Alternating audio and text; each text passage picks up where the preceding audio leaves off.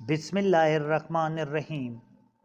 حضرت صلی اللہ علیہ وآلہ وسلم نے فرمایا، مجھے دوزخ دکھلائی گئی تو اس میں زیادہ تر عورتیں تھیں جو کفر کرتی ہیں۔ کہا گیا، حضور کیا وہ اللہ کے ساتھ کفر کرتی ہیں؟ آپ صلی اللہ علیہ وآلہ وسلم نے فرمایا کہ خاوند کی ناشکری کرتی ہیں اور احسان کی ناشکری کرتی ہیں۔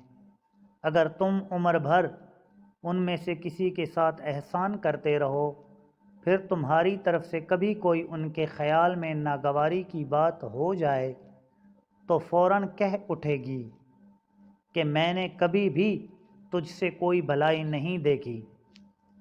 صحیح بخاری، حدیث نمبر 29۔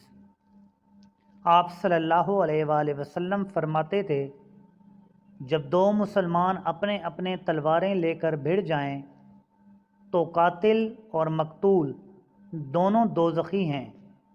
عرض کیا گیا، یا رسول اللہ صلی اللہ علیہ وآلہ وسلم، قاتل تو خیر ضرور دوزخی ہونا چاہیے، مقتول کیوں؟